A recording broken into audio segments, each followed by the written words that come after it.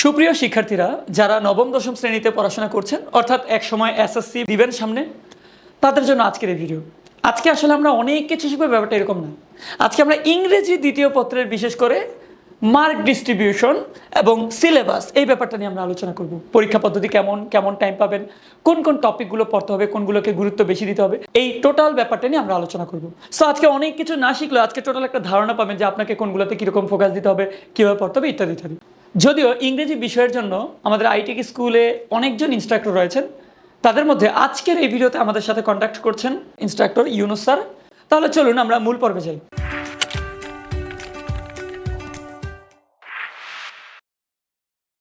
আসসালামু আলাইকুম প্রিয় শিক্ষার্থী বন্ধুরা, আজকে আমরা কথা বলবো এসএসসি এবং সমমান পরীক্ষার জন্য ইংলিশ সেকেন্ড পেপারের সিলেবাস, মার্ক ডিস্ট্রিবিউশন এবং সর্বোচ্চ ভালো নম্বর পাওয়ার কৌশল নিয়ে আজকে আলোচনা করব।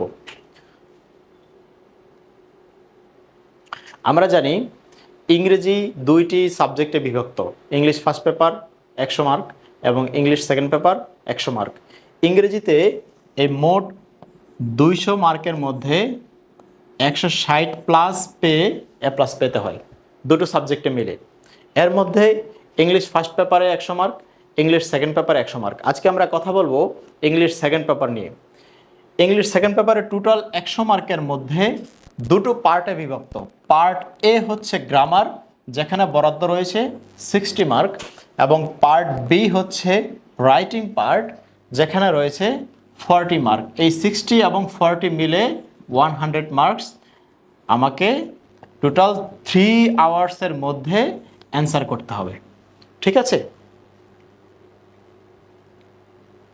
প্রিয় শিক্ষার্থীরা, আমরা একটি টেবিল দেখতে পাচ্ছি। এখানে এসএসসি ইংরেজি সেকেন্ড পেপারের গ্রামার অংশে যেই 60 মার্ক রয়েছে, অর্থাৎ পার্ট এ গ্রামারের যে 60 মার্ক রয়েছে তার ডিটেলস এখানে আছে।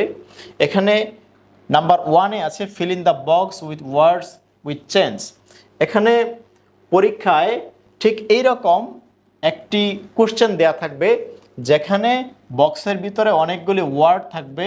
এই বক্স থেকে ওয়ার্ডগুলি নিয়ে একটি প্যাসেজ ফিল আপ করতে হবে, যেই প্যাসেজের অনেকগুলি, এখানে বক্সের ভিতরে অনেকগুলি ওয়ার্ড দেওয়া থাকবে। এই ওয়ার্ডগুলো নিয়ে প্যাসেজটি ফিল আপ করতে হবে। এই প্যাসেজে এ থেকে যে পর্যন্ত 10টি গ্যাপ থাকবে, বক্স থেকে ওয়ার্ডগুলি নিয়ে প্যাসেজটি ফিল আপ করতে হবে। এক্ষেত্রে বক্সের ওয়ার্ডগুলি পরিবর্তন করার প্রয়োজন হতে পারে। এখানে লেখা আছে you may need to change the forms of some of the words, অর্থাৎ এই ওয়ার্ডগুলি পরিবর্তন করে আমাকে প্যাসেজটি ফিল আপ করা লাগতে পারে। তারপর নাম্বার 2, এখানে আছে মেক 5 সেন্টেন্সেস। একটি টেবিল থেকে 5টি বাক্য তৈরি করতে হবে। এই টেবিলে 3টি পার্টে বাক্যগুলি খণ্ডিত করা থাকবে। এই খণ্ডাংশগুলো নিয়ে পূর্ণাঙ্গ বাক্য তৈরি করতে হবে। এখানে বরাদ্দ থাকবে 5 মার্কস। ঠিক আছে। তারপর নম্বর 3, এখানে রয়েছে complete the text with right forms of verbs. এই অংশে বরাদ্দ রয়েছে 10 নম্বর। এখানে কোশ্চেনে একটি বক্সের মধ্যে কতগুলো ভার্ব দেয়া থাকবে, যে ভার্বগুলো নিয়ে একটি প্যাসেজকে ফিল আপ করতে হবে এবং ভার্বের ফর্মকে চেঞ্জ করে প্যাসেজের মধ্যে বসাইতে হবে। এখানে লেখা আছে put them in correct tense, অর্থাৎ ভার্বটা যে ফর্মে আছে তার টেন্স অনুযায়ী বিভিন্ন পরিবর্তন করে প্যাসেজের মধ্যে ফিল আপ করা লাগবে। এখানে বরাদ্দ রয়েছে 10 নম্বর। এরপর আছে চেঞ্জিং সেন্টেন্স। প্রিয় শিক্ষার্থীরা, এটার জন্য বরাদ্দ রয়েছে 10 মার্ক। আমরা দেখতে পাচ্ছি এই যে চেঞ্জিং সেন্টেন্স, কোশ্চেনে এরকম বাক্য দেওয়া থাকবে এবং ব্রেকেটে এই বাক্যটাকে পরিবর্তন করে কোন বাক্যে নিতে হবে সেটার ডিরেকশন দেওয়া থাকবে। এখানে সিম্পল থেকে কমপ্লেক্স, কমপ্লেক্স থেকে কম্পাউন্ড, এক্সক্লেমেটরি থেকে অ্যাসার্টিভ, নেগেটিভ থেকে অ্যাফার্মেটিভ, এই পরিবর্তনগুলি এখানে করতে হবে এবং এর জন্য বরাদ্দ রয়েছে 10 নম্বর। এবং এরপরে রয়েছে নাম্বার 5, টেক কোশ্চেন, অন্যতম একটি সহজ টপিক। এর জন্য বরাদ্দ রয়েছে 5 নম্বর। প্রিয় শিক্ষার্থীরা, আমরা দেখতে পাচ্ছি টেক কোশ্চেন পরীক্ষা এভাবে দেওয়া থাকবে। এবং নাম্বার 6, এখানে রয়েছে complete the text with suffix prefix. এখানে বরাদ্দ রয়েছে 5 নম্বর। প্রিয় শিক্ষার্থীরা, এই যে সাফিক্স প্রিফিক্স, একটি প্যাসেজ দেওয়া থাকবে, প্যাসেজের মধ্যে কয়েকটি ওয়ার্ডকে আন্ডারলাইন করা থাকবে। গ্রামাটিক্যাল রুলস অনুযায়ী এই ওয়ার্ডগুলোর সাথে প্রিফিক্স অথবা সাফিক্স যোগ করে তাকে বাক্যের সাথে মানানসই করতে হবে এবং এর জন্য বরাদ্দ রয়েছে 5 নম্বর। প্রিয় শিক্ষার্থীরা, এরপর আসে নাম্বার 7। এখানে রয়েছে fill in the blanks with prepositions. এখানে আমরা দেখতে পাচ্ছি একটি প্যাসেজ দেওয়া থাকবে যেখানে অনেকগুলি গ্যাপ থাকবে। এখানে উপযুক্ত প্রেপোজিশনগুলো বসিয়ে গ্যাপগুলোকে ফিল আপ করতে হবে এবং এর জন্য বরাদ্দ রয়েছে 5 নম্বর।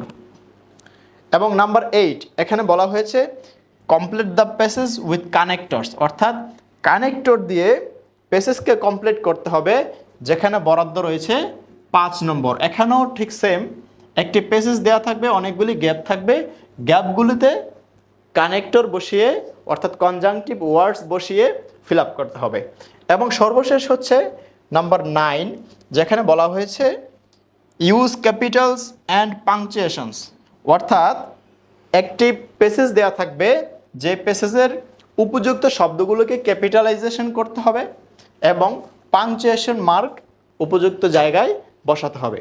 প্রিয় শিক্ষার্থীরা, এই হলো আমাদের পার্ট এ গ্রামার 60 মার্ক। এবার আসি পার্ট বি অর্থাৎ রাইটিং পার্ট বা কম্পোজিশন। এখানে রয়েছে 40 মার্কস। এটি 3টি ভাগে বিভক্ত। প্রথমত এখানে থাকবে একটি প্যারাগ্রাফ লিখতে হবে, যেখানে বরাদ্দ থাকবে 10 মার্ক। প্রিয় শিক্ষার্থীরা, এবার আমরা আসি পার্ট বি অর্থাৎ রাইটিং পার্ট বা কম্পোজিশন। এখানে 3টি আইটেম থাকবে। প্যারাগ্রাফ, যেখানে বরাদ্দ থাকবে 10 মার্ক, একটি লেটার অথবা ইমেইল, যেখানে বরাদ্দ থাকবে 10 মার্ক, এবং একটি কম্পোজিশন, যেখানে বরাদ্দ থাকবে 20 নম্বর, মোট 40 নম্বর। প্রিয় শিক্ষার্থীরা, আমরা কোশ্চেনে দেখতে পাচ্ছি একটি প্যারাগ্রাফ, একটি ইমেইল অথবা লেটার এবং একটি কম্পোজিশন। এই 3টি পার্ট মিলে রাইটিং পার্টের জন্য রয়েছে 40 মার্কস, টোটাল 100 মার্কস। প্রিয় শিক্ষার্থীরা, কোনো স্টুডেন্ট যদি গ্রামার পার্টের 60 মার্কের মধ্যে অনেক ভালো পরীক্ষা দেয়, তাহলে সে আউট অফ 60 সে 55+ নম্বর পেতে পারে, এমনকি 60-র মধ্যে 60ও পেতে পারে। যদি কোনো স্টুডেন্ট আউট অফ 60 55+ নম্বর পায়, তাহলে ওই স্টুডেন্ট সম্পর্কে টিচার একটি ভালো ধারণা রাখবেন এবং তার রাইটিং পার্টের 40-এর মধ্যেও অনেক ভালো নম্বর দিবে। ধরা যাক এখানে 32 মার্কস তাকে 40-এর মধ্যে দেওয়া হবে, তাহলে আউট অফ 100 সে পাচ্ছে 87। অর্থাৎ প্রিয় শিক্ষার্থীরা, ইংলিশ সেকেন্ড পার্টে 100-এর মধ্যে 85+ নম্বর তোলা খুবই সহজ, যদি ওই স্টুডেন্ট গ্রামার অংশে অর্থাৎ পার্ট এতে ভালো করে। তাহলে ইংরেজিতে A+ পাওয়ার জন্য অথবা ভালো নম্বর পাওয়ার জন্য আমাদেরকে কোথায় বেশি গুরুত্ব দিতে হবে? অবশ্যই ইংলিশ সেকেন্ড পেপারে, এবং ইংলিশ সেকেন্ড পেপারের মধ্যে সবচেয়ে বেশি গুরুত্ব দিতে হবে পার্ট এ অর্থাৎ গ্রামার অংশে। সো সুপ্রিয় শিক্ষার্থীরা, স্যার অলরেডি আপনাদেরকে বুঝাইছে ফার্স্ট পেপার সেকেন্ড পেপার দুইটার মধ্যে টোটাল 160 মার্ক না পেলে আপনার কিন্তু A+ আসবে না, মিনিমাম 160, তার বেশি লাগবে। ফার্স্ট পেপারে কিন্তু 80 আপ তোলা একটু ডিফিকাল্ট, সো আপনাকে রিকভারি দিতে হবে সেকেন্ড পেপার দিয়ে। স্যার যেই টপিকগুলো বলছে, আপনার রিটেন পার্ট বলেন বা বিশেষ করে গ্রামার পার্টটা একটু ভালো করে বেসিক সহ বুঝতে হবে। সেক্ষেত্রে আমরা যদি গ্রামার পার্টটা যদি একটু দেখি, গ্রামার পার্টে স্যার অলরেডি আপনাদের 9টা প্রশ্নের কথা বলছে। এইগুলোর জন্য কিন্তু অনেক বেসিক লাগবে, অনেক আরও কিছু ফাউন্ডেশন লাগবে, কোনটা কিভাবে সলভ করা যায়, কিভাবে করলে ম্যাক্সিমাম অ্যান্সার সলভ করা যাবে, সেগুলো কিন্তু আপনাকে জানতে হবে। ওই যে এক ভিডিও দেখবেন 9টা জিনিস শিখে ফেলবেন, এ আশা করা বাদ দিয়ে দেন। পর্যায়ক্রমে lecture by lecture, part by part, কোন টপিক কখন, সব কিছু আইটিক স্কুলের অ্যাপ বা ওয়েবসাইটে আপনার কন্টিনিউয়াসলি লেকচার পাবে। এই পার্টগুলো আমাদের এক একটা পার্ট এক একজন শিক্ষক নিজেদের দায়িত্ব নিয়ে আপনাকে পড়াবে। সেই ক্ষেত্রে আমাদের এই যতগুলো প্রশ্ন আছে বেসিক থেকে শুরু করে ম্যাক্সিমাম পার্টি আমাদের আইটিক স্কুল অ্যাপ বা ওয়েবসাইটে আপনারা দেখতে পাবেন। আপনার জন্য একটা গুড নিউজ হচ্ছে, আমাদের আইটিক স্কুলের একটা স্পেশাল প্রোগ্রাম যদি বলি, এইটার ক্ষেত্রে একটা প্রোগ্রামের নাম হচ্ছে লার্ন ফাস্ট পে লেটার। আপনারা আমাদের বিগত অনেকগুলো লেকচার ভিডিওতে উপরে ডান দিকে হয়তো লোগোটা দেখেছেন, বা একটু আগে এই ভিডিওতে আপনারা দেখেছেন। আমাদের এই ক্লাসগুলো করতে হলে আপনাকে আগে থেকে টাকা দিয়ে ভর্তি হতে হবে না। অনেকে হয়তো প্রথমে আমাকে দেখে ভেবেছেন মনে হয় কোর্সের প্রমোশন করতে আসছে, টাকার কথা বলতে আসছে। না, ব্যাপারটা এরকম না। আমাদের যতগুলো লেকচার ভিডিও আপনি আমাদেরকে প্রি পেমেন্ট করা ছাড়াই সবগুলো লেকচার ভিডিও দেখতে পারবেন। এবং আপনি যদি ফিল করেন যে না স্যাররা ভালো পড়ায়, মানে আমাদেরকে টাকা দেয়া ছাড়া আপনি অগ্রিম শিখতে পারবেন, তারপর যদি মনে হয় না স্যার ভালো পড়ায়, আমার টাকা দেওয়া উচিত, আপনি আমাদেরকে পে করেন।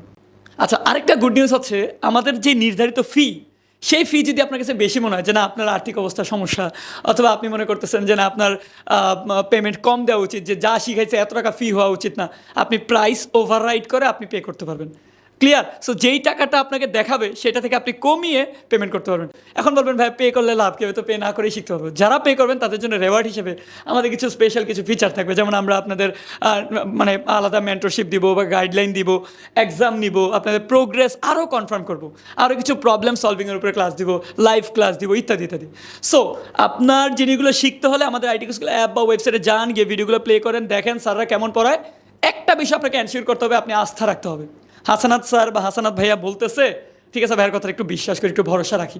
আইটি স্কুলে যতজন শিক্ষক আসছে বা আছে সবাই নিজেদের যোগ্যতা দিয়েই আসে এখানে, এবং এখানে আসলে আমরা তাদেরকে বেস্ট মনে করি দেখে এখানে আনি। তার মানে এখানে যেই টিচাররা আপনাদেরকে যে টপিক পড়াবে ইনশাল্লাহ বেস্ট সার্ভিসটা দেওয়ার চেষ্টা করবে আশা করছি। সো ফেইথ রাখবেন যে না আইটি স্কুলে আমি ক্লাস করছি, তার মানে আমি ভালো কিছু শিখতে পারবো। ওই ভরসা থেকে খাতা কলম নিয়ে বসবেন, ভিডিও দেখবেন, শিখবেন, নোট করবেন। ওই ভিডিও দেখতে দেখতে ঘুমায় যাবেন, ঘুমায় ভিডিও দেখবেন, এই আশা বাদ দিয়ে দেন, তাহলে শিখা হবে না।